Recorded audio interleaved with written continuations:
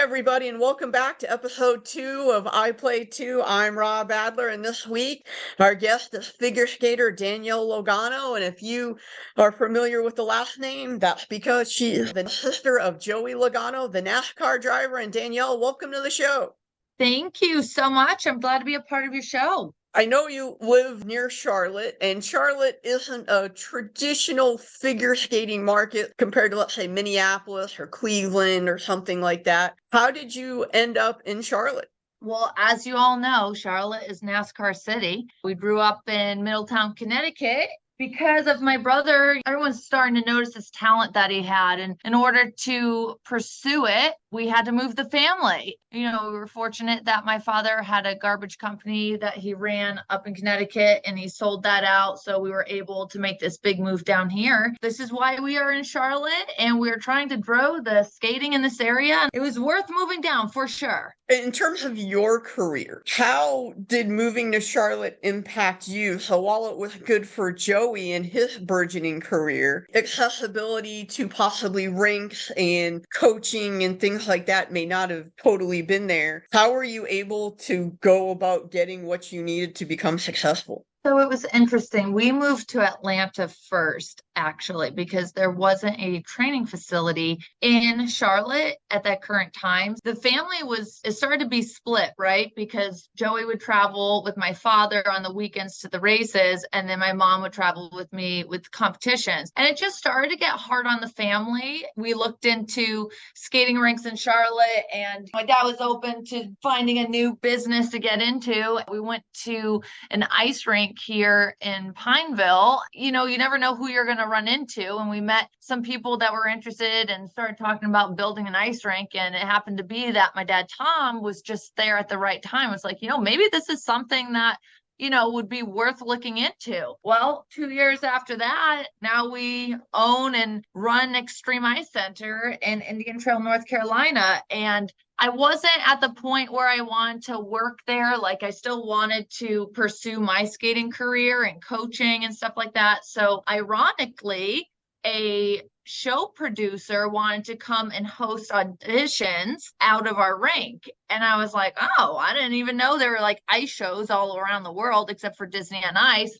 And it was for a show taking place at the Carowinds theme park, literally 20 minutes from our facility. So I auditioned, got the job at 18 years old. And I did that professional show life for 3 years in Charlotte and then continued to grow it. The rink, building it, actually got me involved to do professional ice shows. It's just helped open up a lot of opportunities. So that's how I got into my career here, moving to Charlotte from the competitive world to the show world. In terms of the show world, you mentioned, that you started traveling for it. What's the travel schedule like and how demanding is it? So the traveling, it depends what shows you would do. And I would only commit to the ones that were no longer than 2 to 3 months, more of the holiday shows, because I still wanted to be a part of coaching at Extreme Ice and a part of it. I just wasn't on the management side and ownership side. I am now, right? I was still young. I still wanted to do me, right? And my big thing, like, being in the spotlight of my brother and having your father, the owner of the ice rink, I wanted to build something from my own. I didn't ever want to be like, you have the rink because your father, or, so that was a big thing I always wanted to keep. Yeah, I did shows at SeaWorld, did 3 years there. So 3 months at a time, I would just say, okay, I'm leaving everybody. I'm doing me.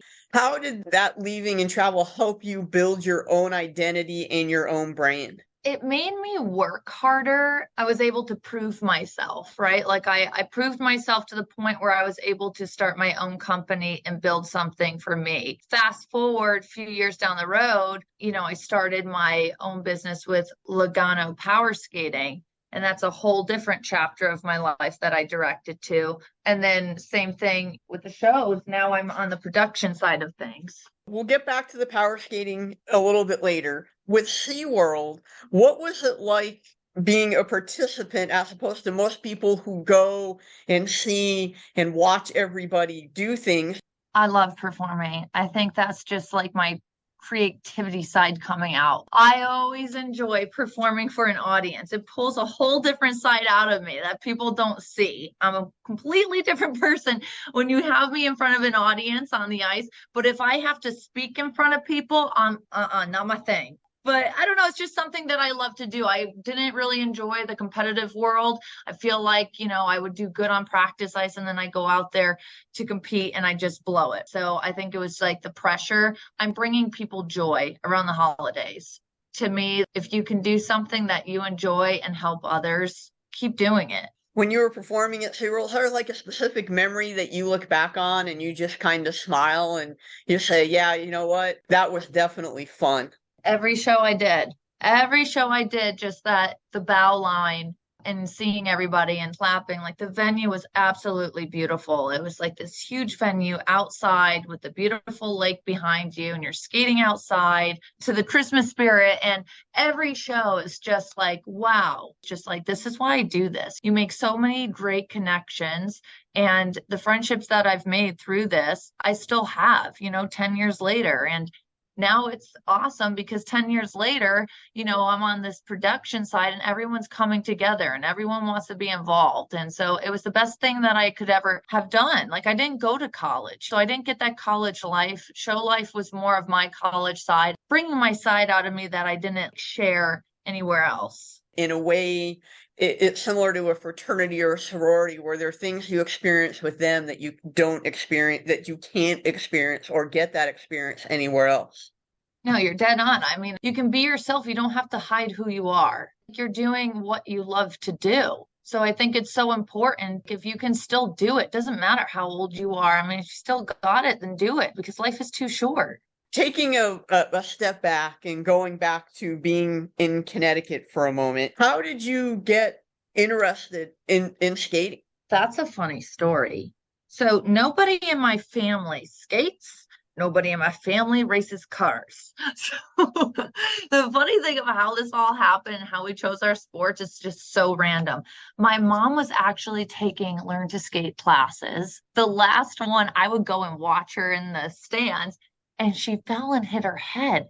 And they took her to the hospital and she had a concussion. And she's like, okay, I don't think this is for me anymore. She always taught me, like, you don't give up. She goes, I'm going to go back and finish my last class, but then I'm done with this. And I was like, I might want to try this. And I was 6 years old and she took me skating and here we are. We're still going. Kind of talk about how the enjoyment grew and what the commitment was like in terms of training sessions and things like that. I mean, with any sport, if you want to get somewhere, and even in life in general, you got to put the work in, right? And you have to want to do it. And the great thing was, I've never been pushed by my parents to do it. It's always been me pushing myself. It was 5 days a week. And being a parent now to two young children, I look at my parents, dang, you did so much for us. My mom would drive me to the rink in Simsbury from Middletown. You've been there, 45 minutes after we went to school.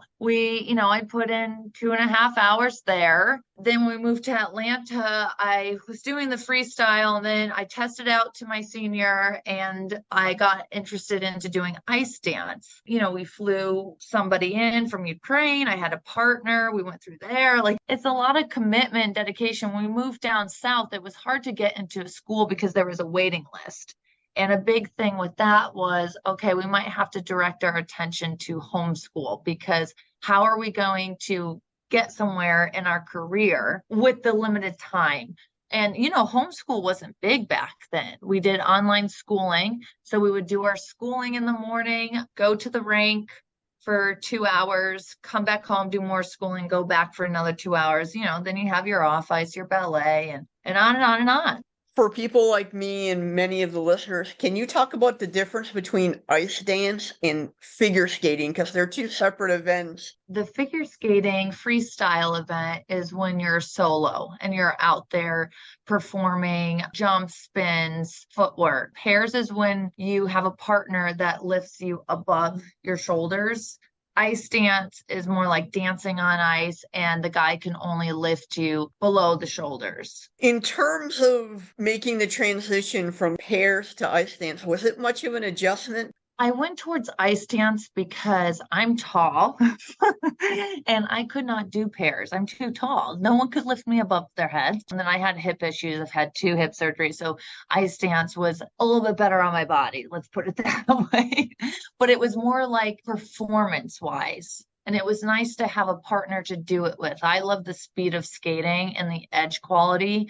So I really attached more to ice dance. I feel like, hey, I succeeded where I succeeded with the freestyle. My goal was to test out to senior. And then I was like, I'm not going to the Olympics in this. What's the next opportunity I have? You mentioned that you flew somebody in from the Ukraine. Who was that? How long were you with that person? Do you still maintain a relationship today? I was 17 and he was 5 years older than me. He was looking for a partner. There was like this site, I can't remember, it's been so long ago, but like that's how you would find dance partners or pair partners. It was such a process. And, it was hard to find like a guy taller than me. So we connected and we moved him out here. He lived in our basement and we skated well together. Everything was there, but the relationship and communication was hard because he didn't really speak English and I didn't speak his language. So it started to end up to not be fun anymore. And it's hard, like when you have a partner and you're young and you're skating and literally doing everything together and then living together, right? It takes a toll. I just lost my love. And I actually told my parents, I said, I feel bad because you've done all of this. He doesn't like it here because he just wanted to go back home in his environment. I didn't enjoy it. So from there, that's when I was like, okay, I think I'm going to hang him up and go towards coaching. And that's when we were moving to Charlotte anyway. So that's why it was ironic when they had the professional show audition out of our ring. The shows are great because they love having tall women. So I was like, oh, this is my gig right here. I got to continue this. But yeah, it's just, I don't regret it. It was good at the time and it helped me learn a lot going forward. But it just didn't work out for me, and it's okay. I tried it. At least I can say I did it. With the language barrier being Mhm. difficult, did you have a translator or how did you communicate? Did it end up being something like hand signals? Pretty much. It was more typing on the computer if there needed to be a complete conversation. Technology wasn't like it is today, right? So we didn't have like the cell phones to translate. It was very like the coach would just have to demonstrate more. So, you got to find that being frustrating on his end too. You two as a pair were on the ice, if there was any kind of, whether it was a hand gesture, a head nod, something you were communicating while you were out on the ice, if since you couldn't speak the same language. Well, you would know if he was disappointed. He would show in that way. Communication is so important in anything. If you can't have that, like it's just hard to pursue it. It was hard and he went back home and we parted our ways. 10 years later, he reached out and he apologized. It's like you're young. You don't know. It's like having a pair partner is like having a relationship when you're training that much together. And that's why you see a lot of these teams that are together, they've been together for years. So that's part of life. It tested me at a young age. I wasn't ready for it. And sometimes, we find out, hey, you know what? We got to do something else. Exactly. Yeah. You got to try things. It doesn't mean it's always going to succeed, but at least you can walk away and be like, okay, add that to my list. Don't do that again. One other question that I want to ask about, because I know many figure skaters do this. Matter of fact, I think almost all of them that I've ever spoken to have done this. With ballet, what's the importance of the ballet training, especially in terms of transitioning to the ice? Ballet is so important for posture. It helps with your alignment, being aware of your body. When I first started skating, my posture was so bad. And me being tall, it just stood out more than ever. And I was told by Nina Petrayko that I had the worst posture ever. And I've been told, not from her, but from, coaches, like, I'm never going to make it in anything. I don't know where you're going to make it. You're shy, your posture's bad. And so I put the work in. I did not enjoy ballet, but I did ballet 3 days a week for an hour, and it helped me so much. And now I am like, I make sure I walk with my shoulders back. You better believe. Once you started getting into figure skating and ice dance, who were some of the people that you idolized that you enjoyed watching on the ice? I was a big fan of Kurt Browning because I thought he just brought so much entertainment to the ice. I enjoyed Paul Wiley, and it's so funny because I idolized him, and then he actually moved to Charlotte and was working in our facility. And we've done shows together, and it was awesome. Just like people that you idolized growing up, and then being able to skate with them is just amazing and making those relationships. But yeah, I would say those were my big two. You mentioned Paul Wiley living in Charlotte and getting the experience to skate with him. What is your favorite memory of that time period while he was there and you got to, skate with him and meet him and talk to him? You never know who somebody is until you actually meet them off the camera. And he is such a personal guy.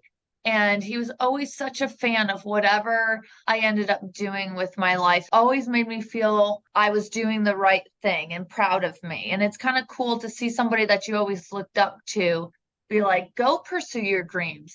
That's awesome. We did a lot of things together. We even did the awards for this little Special Olympic competition that we hold at our rink every year. And it was just like so nice to see him be a part of even our little events here. But I also had him host one of the shows we did here at our rink.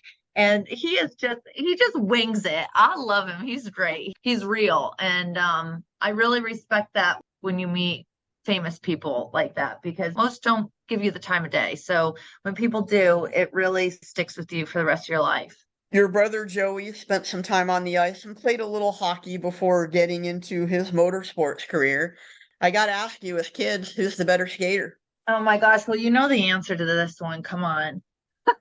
That's like if you asked who's the better NASCAR driver, I could not say me. So he started playing and then he didn't like to get into the game. So then he's like, I want to be a goalie. And then he was afraid of the puck. Now, if he heard this, he'd be like, no, I wasn't. And to this day, he thinks that he's better than everything. But hey, whatever. You're moving to Atlanta and then to Charlotte. In terms of making contacts, how many doors did those open up for you? I would say a lot. My thing in life is always make connections with people because you never know when you may connect with them down the road. A lot of these skaters I don't talk to on a day-to-day basis. And now getting involved with the producing side of things, I can go talk to the other producers that I worked for. And it's nice to be able to share ideas that I have and have somebody give me, help give me advice to build it. So it's opened a lot of doors. I got into the power skating side, was just meeting somebody at the rink, and Bob Halkitis got me mentioned about getting into that. It's all who you know, and I think it's always good to start conversations with people because you never know where that's going to lead you in life. How did you, take that contact and develop wanting to get into the power skating coaching side and then making those connections, and whether it's hockey players or future figure skaters on that side? Bob Halkitis lived here and we hired him as the hockey director, former NHL player. We were just getting the rink going. So he helped a lot with the building process. And we would build the hockey nets together. And the conversations that we started, we just started to build this relationship. And he was like, Danielle, you've been skating your whole life. You know what hockey really needs? They need somebody to focus on edge work for hockey players because the whole game is skating, but nobody focuses on it. And so I was like, oh, interesting, but I don't play hockey. And he goes, listen, get some hockey skates. We're going to gear you up. I'm going to give you lessons and just get used to it because I'm telling you, this can go into something. I'm like, oh God, this should be funny. So here I come out in hockey skates. They got no toe pick. So I thought I was just going to go face plant.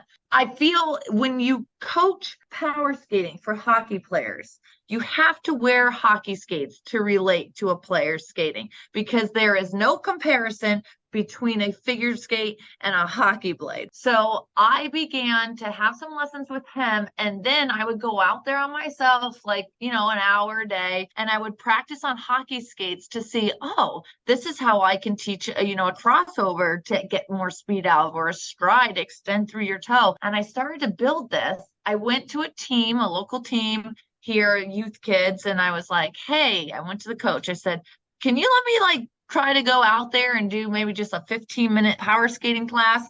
And they're like, yeah, go ahead. So I started, and I just kept building it and doing private lessons and working with local teams. I got asked to be the power skating coach for a junior team that was local in our rink, which then led me to go out to California and work with 3 NHL players. And then it's just pursuit. I started to make my own business out of it. I just continued to grow it. This year I got hired as the power skating coach for Hunter Bishop's pro camp in July 10th through 14th in Charleston. And then I started one of my own Charlotte Edge that I do based out of Extreme Ice Center in Charlotte. It's a niche that I love, and I can't explain it. When I get out there, again, I'm a different person. I got to flip the switch because I'm working with grown men. I'm not working with figure skaters. So I can't be like, oh, all ballerina, Danielle. I have to be more of a man out there for them to respect me. The Pro Development Camp, it's July 10th through 14th in Charleston, South Carolina. It's by invite only. So if anyone has questions about it, the email that you can reach out to is camps@hunterbishophockey.com. Once again, the email camps@hunterbishophockey.com. Danielle will be there and will be the power skating instructor. If you're interested, check it out. Also, I have a question because you mentioned it in your answer.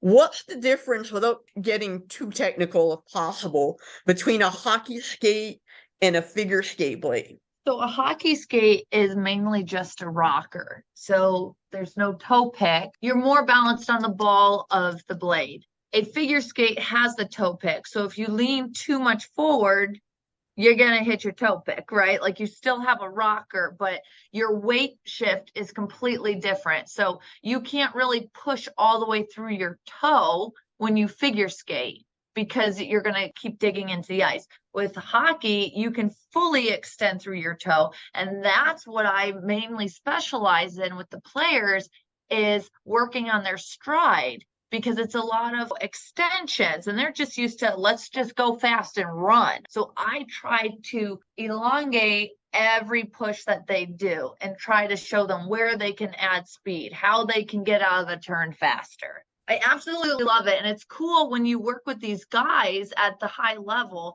and they're curious and they want to know more, because it's not like figure skating. You start at a young age, you're learning every technique. With hockey, you start at a young age, you're just learning the game. Go after the puck. So I come in and I'm opening up a new view to the sport that they're curious about, which is super cool. And I think that's why I love it so much. It reminds me of Barb Underhill. Well, she made it bigger in the figure skating world, but she was like the first one, I'm pretty sure, that was signed to an NHL team. And that's somebody that I've looked up to when I first started this, because I was like, wow, this is awesome. Like, girl power. Do you ever run into any pushback with, you're a woman, I'm not going to listen to you? Do you ever get that from any of those players? That is what I'm always afraid of when I first go into something, because you don't know how that reaction is going to be.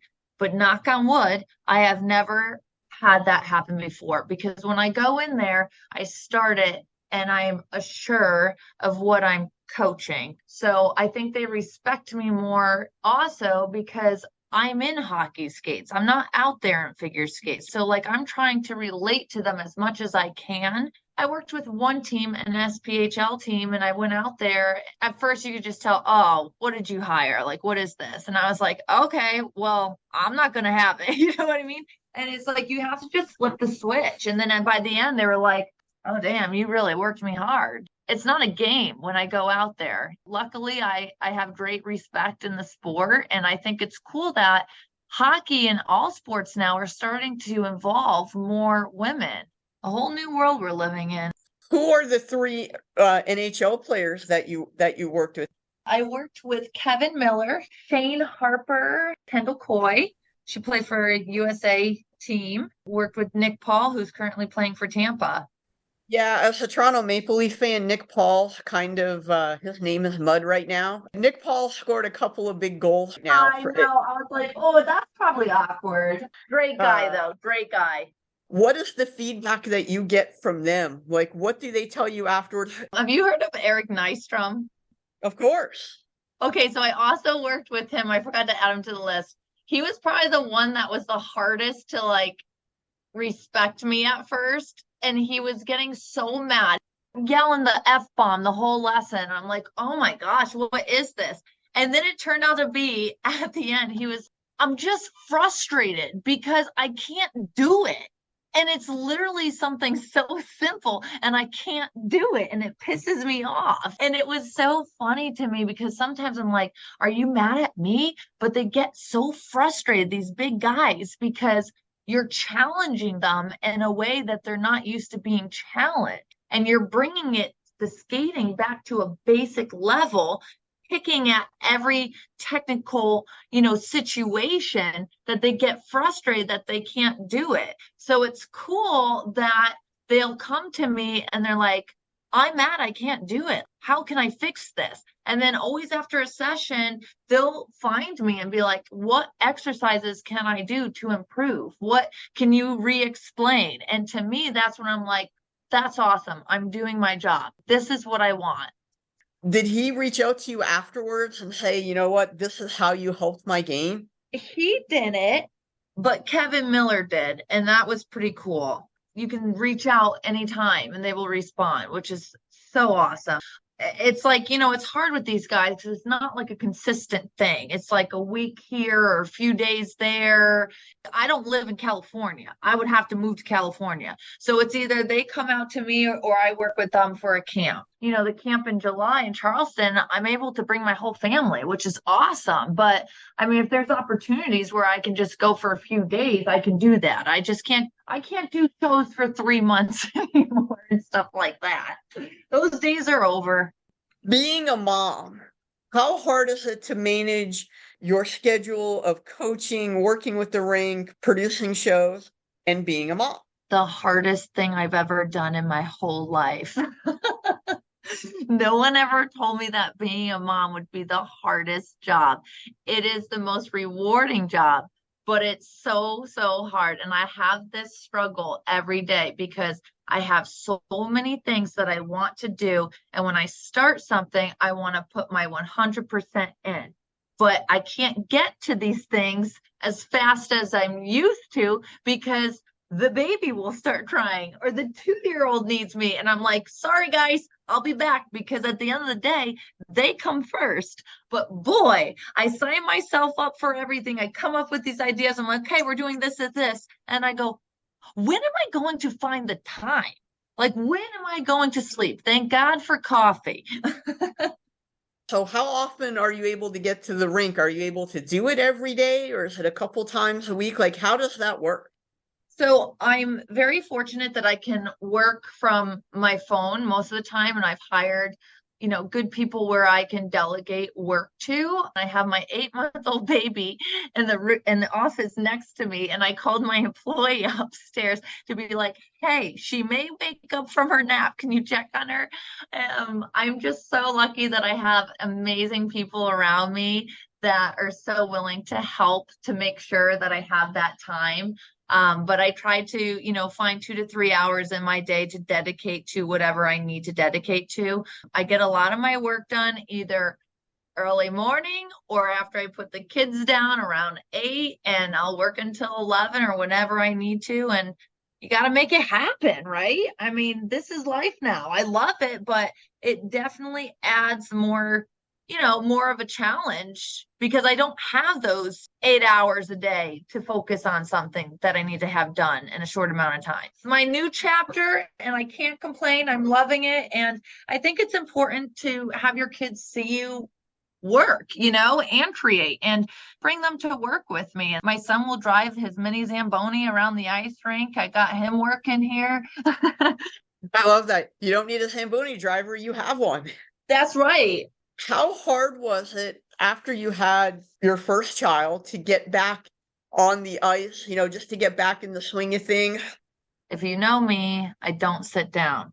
I had my Charlotte Edge Pro Camp scheduled 4 weeks after I delivered. And my husband was like, Danielle, let's get real. You need to cancel this. I was like, no, I'll be fine. I did the camp 4 weeks after. This past year, I had my second child and I produced a show. And I literally went out there and skated. I did a fire act and put together a show 4 months after.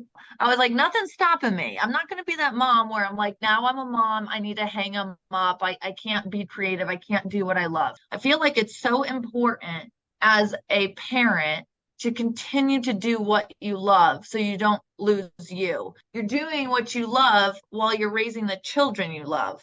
While you were pregnant, what kind of training could you do to stay in shape so that way you could get back on the ice so quickly? I did a lot of Pilates and yoga and I walked every day. I just, I'm an active person, so I just kept on moving. But boy, did I feel big when I was pregnant. I was like, oh my gosh, how am I ever going to perform again? How am I going to get into a unitard? I lucked out. This is when the height comes in handy. Being only 5'3", I have no idea about height. Shoo, come on now. You're only 5'3". My goal in life was to be 5'8". I never made it. Oh my gosh. And I always wish that I would shrink.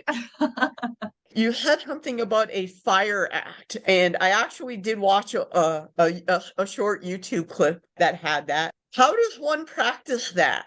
So I did a show and I got dropped. I had 2 hip surgeries and I was like, well, shoot, can't jump anymore for shows. So what can I bring to a show that I can still get hired? So I went on YouTube and looked up like specialty acts and I said, oh, playing with fire looks fun. Let's learn.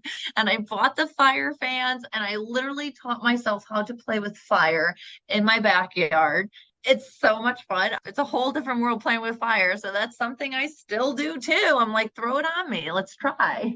Has there ever been a situation where there's ever been an issue with it? Yes, I did an exhibition and I was twirling the fire, and all of a sudden you hear the audience go, you're on fire, you're on fire. And I could see myself in the reflection and I saw fire like shooting off of my pants. And I was like, oh gosh, stop, drop, and roll. I just slapped it and I was lucky that it like went out. But that was the scariest thing I've had. It didn't leave a mark or anything. I think, sometimes people are like, have you ever caught your hair on fire? I put water in it. You have to make sure it's up and everything like that. I make sure I'm safe when I do it. But I tell you what, my mom freaks out every time. She's like, do you have to do this? You're going to light yourself on fire. Yes, I have to do this. It's fun. I'll be fine. I was like, you're worried about me playing with fire, and then you got like your son driving cars at 200 and something miles per hour. You mentioned a couple of times that you had 2 hip surgeries. Hip injuries are very prominent both in figure skating as well as in hockey. What was the recovery like? The first go around when I was dropped, I had a torn labrum, and it was during a show. And I had to keep going. I literally crawled off the ice and went back out there somehow, right? Mind over matter. But I had the surgery done here in Charlotte. 2 months after, I was like, I'm in more pain than I've ever been. And this was supposed to be like a small surgery, even though you're still messing with like a big joint. Long story short, they messed up. So they shaved too much and I was bone on bone. So I went out to Vail, Colorado, and that is a huge place where they work on a lot of athletes. It was pretty cool because there were a lot of hockey and figure skaters out there. Cool connections made, right? But Dr. Philip Hahn, thank God for him. I thought my skating career was over when this happened because I had to get a whole hip repairment to my labrum. They literally are no joke out there. You wake up from surgery and they go, okay, you'll be hopping on a bike in 30 minutes. I'm like, are you out of your mind? Yep, they get you on a bike. I mean, I only pedaled one time, which took me like an hour to get around the whole way. But they don't mess around with the athletes and they make sure that you start moving. It took me about 6 months to recover fully. And it was a slow recovery. I feel like if you hold yourself a goal, you'll recover faster. It's easily to get in your head and be like, I'm done. If you remove that, you can overcome. In terms of the rehab process, what were some of like the exercises, stretches, things like that you had to do that to kind of recondition your hip? I went to physical therapy. They would put me on the bike. A lot of and I don't know the names of this, right? Try to do hip rotation exercises, just easy stretches like moving your knee in and out while you're lying down. It is the most painful thing I've ever been through. You can't mess around with hips or backs and stuff. Like you really can't mess around with anything. So important that you find the right doctor. And it was totally worth flying out to where I did because I could have been done. To this day, you wouldn't even know that I have any hip problems. I just try to, continue to exercise and just keep building, making sure the muscle's strong so I don't go backwards. And I think so skating helps it. With overcoming the injury, like the first time you went on the ice, how hard, not from a physical point of view, but from a mental side, was that first time you went back out on the ice?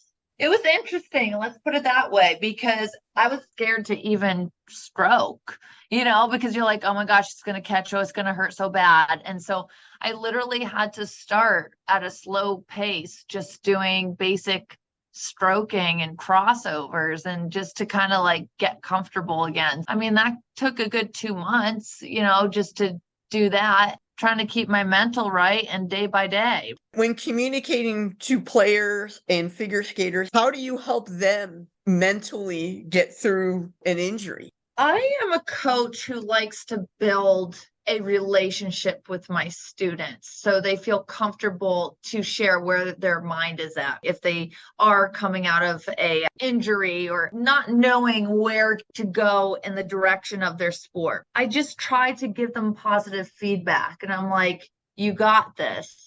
Don't give up. I'm always here to support you. Like, don't feel like you have to hold anything in. I'm here to listen and help you. It's super cool because when I worked with the junior team, I connected with a lot of these players that opened up with their personal life and nobody ever even knew. And to this day, they still reach out to me and fill me in about where they are in their life and where they are in hockey. And, some made it, some didn't, but it's super cool to have that relationship and hear how good that they're doing. To me, it just reminds me that I did my job and this is like what I'm here for. I've taken all my life lessons that I've learned and now that I can share it and help others makes me so happy. And I think that's why I just love what I do so much because I just love being there for people because I wish I had someone there for me when I was in it. As a coach, what is the best advice that you can give to somebody else who is aspiring to be a coach? I would say don't try to be somebody else. Use your values and what you believe in and bring that to your coaching side because there's a reason why you want to be a coach and there's a reason why you want to share what you've learned. And I think that's going to help somebody. A coach shouldn't be a robot to you and just be like, okay, where's my paycheck? You're paying a coach not just to learn, but an athlete puts so much dedication and time into their sport. And to me as a coach, it's just not a paycheck. It's more to it. And I think, you have coaches that don't see it that way and just want to go in and keep it to the point and leave. I don't agree with it, but that's my opinion and that's my advice. For parents, what tips do you have for them? How to get their kids started, what to look for, what any maybe potential pitfalls could arise? I think it's great to introduce as much as you can to your child. And just because you may want them to do something doesn't mean that they have to do it. Put it out there and see what they like, right? And if they connect to something, then pursue it. Danielle, I want to thank you for joining us today on I Played Too. I want to remind everybody that she's going to be at a pro development camp with Hunter Bishop. Information on that, please email camp@hunterbishophockey.com. And Danielle, once again, why don't you tell us just a little bit more about the camp? The camp is going to be 5 days, which includes on ice power skating, on ice skills, off ice. I think golf is mixed in there. It's going to be an amazing training camp with quality coaches and staff. What better location to have it in Charleston on the beach? Sounds like fun, folks. That July 10th through 14th. You have somebody who wants to go, make sure you go and get there and meet Danielle. Thank you so much for your time. It was great having you and look forward to talking to you again soon. Thank you, Rob. It was a pleasure chatting with you also. Take care.